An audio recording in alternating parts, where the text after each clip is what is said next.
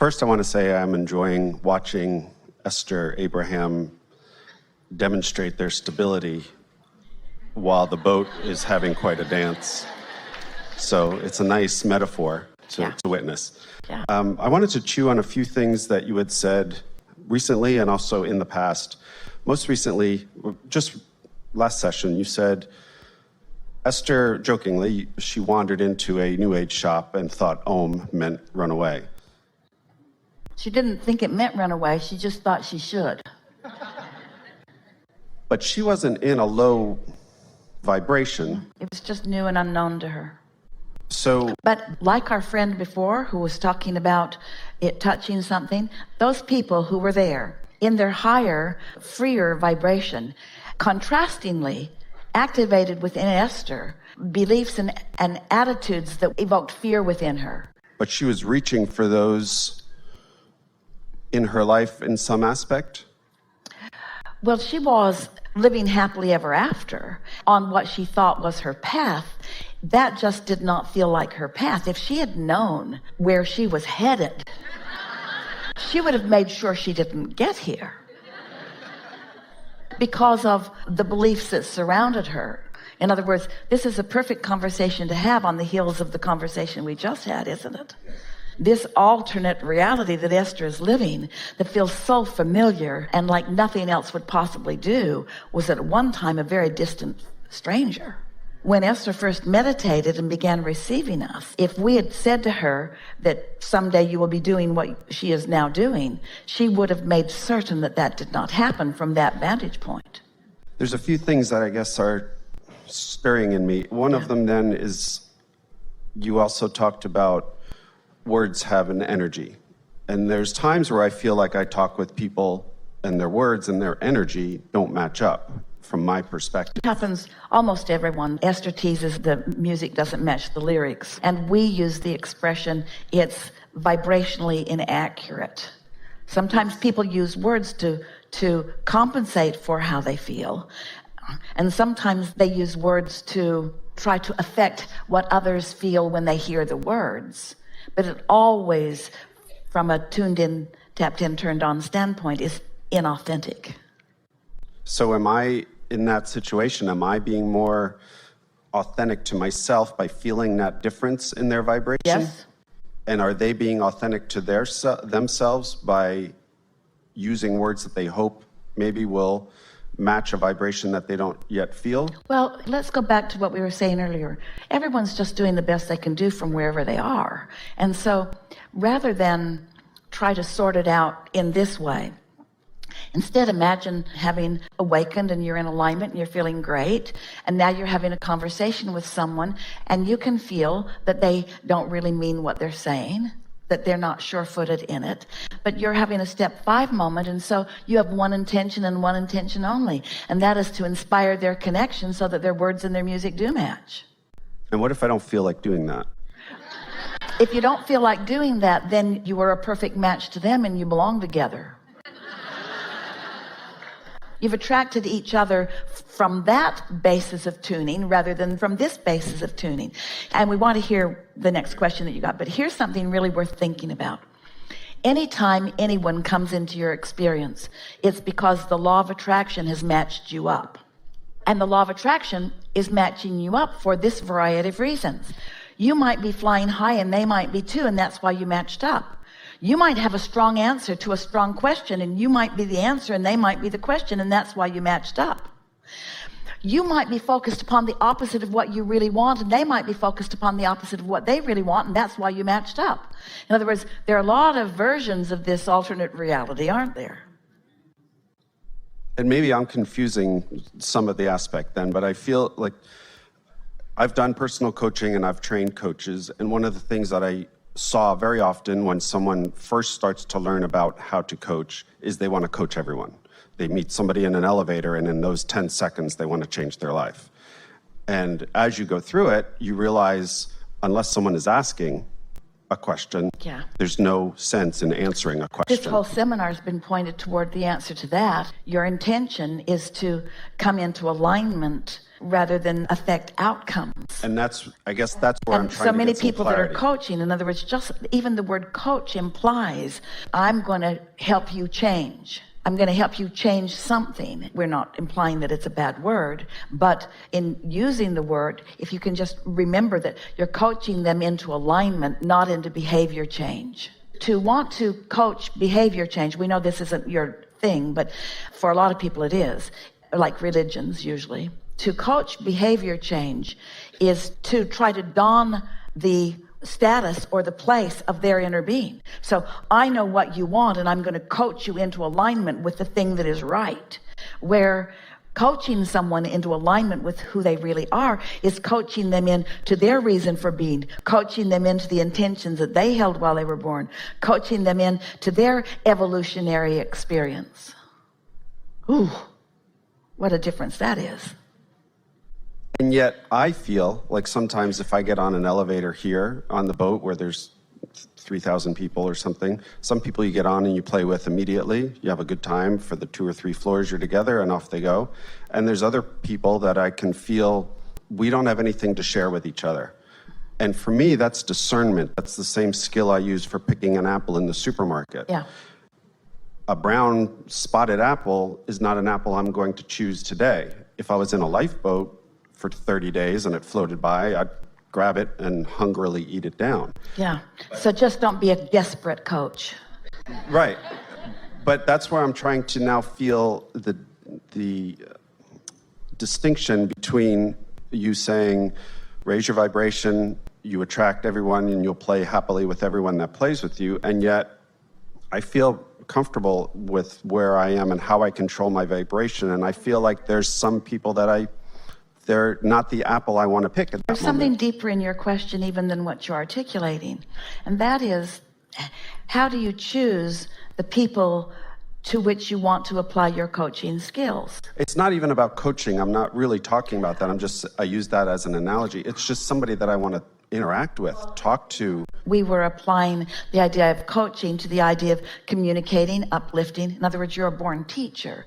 And so that's sort of always part of your vibration, even as you say the discernment that this isn't a good time is an important thing. So let's go back to what we were getting at. So as you are interacting with others, there is always a vibrational meeting.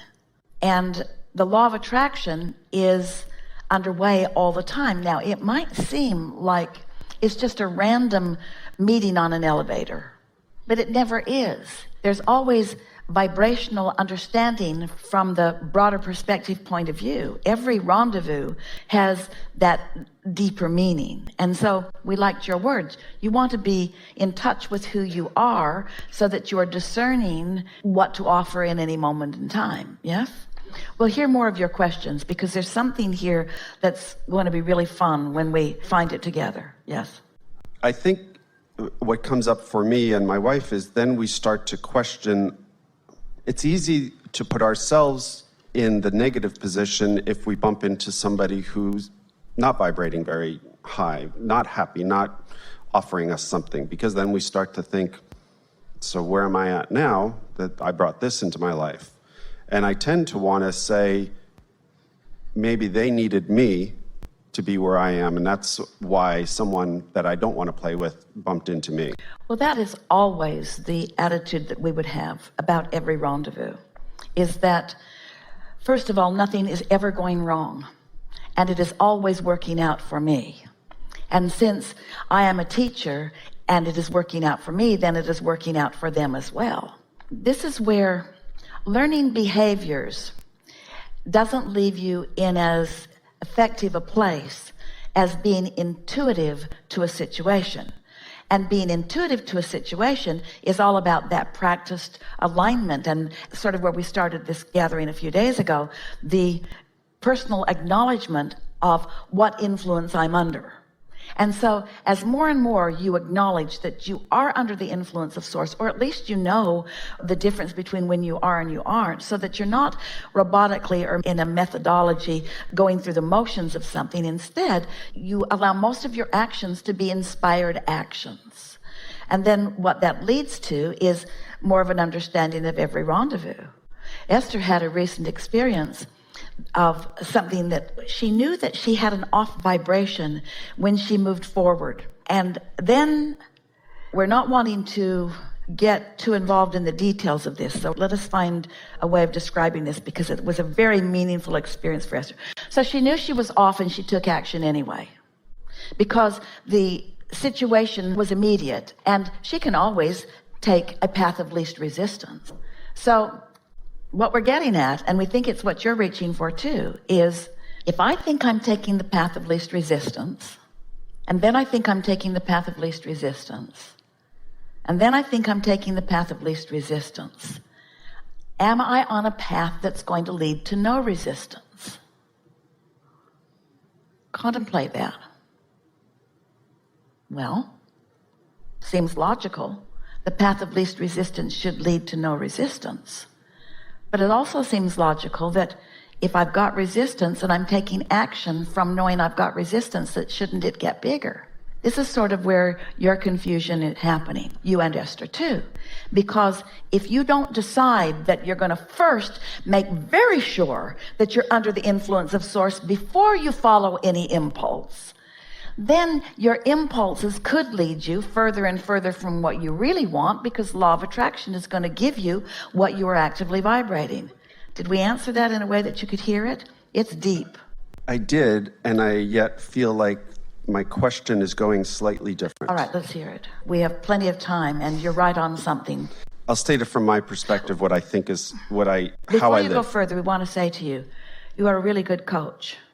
Before you go further, we want to say to you that your intent for uplifting is very obvious to us. Let us say to you that everybody who comes to you from their inner being's point of view wants to know what you want, but they have varying degrees of resistance. And that's what you and your mate are acknowledging, is sometimes they come and they don't seem ready. It's like their inner being dragged them to you, and they're not ready to hear what you have to say. And I don't say it because I sense, and we sense, all the better, that they aren't really ready. All the better. So what is the obvious thing to do under those conditions? If their inner being dragged them to you and they're not ready to hear what you have to say, what's your purpose for being there? To thrive in their face. Okay. To be joyful in front of them, to be tuned in, tapped in, turned on, to be high on life, to be exhilarated to be alive. Not to ask them to do anything. You just demonstrate your own alignment. That's why their inner being brought them to you. Now let's take this a little further. So that means there are vibrational attributes of a problem that somehow match up the vibrational attributes of the solution, because it's the same stick, yes? The fact that you're on the same stick, you're thriving and they're not, you're prosperous and they're not, whatever, you're healthy and they're not, doesn't matter. It's the same stick. And so the law of attraction brings you together because there is a vibrational sameness on that stick.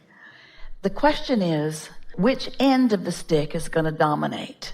And everything that we've been talking about in these days that we've been together is you being able to maintain your end of the stick while you're viewing their problem. And that's what the difference between a step 1 moment and a step 5 moment is that when you're tuned to it really often, and there they are, you're together because you've got the same stick going on, and you know something that they want to know, or even vice versa. But your intention has been for a while, you got out there ahead of it even before you met them, to be in vibrational alignment with who you really are. And so there they are, and they're not ready for your words, but maybe they are. There might be some inspiration that flows from you, and it might just be the playfulness that you have with each other, or your zest for life. And that's usually what'll happen. There might be one exploratory statement or one insight, and if it's met with resistance or confusion, okay. it's not worth pursuing at that point. Yeah. Okay, I think I feel good with that. Just the word pursuing is worth considering, because you live in an attraction-based universe. And in an attraction-based universe, you need never pursue anything. Just establish a vibration that is steady, and what matches it will come to you. Yeah. Okay. Thank you.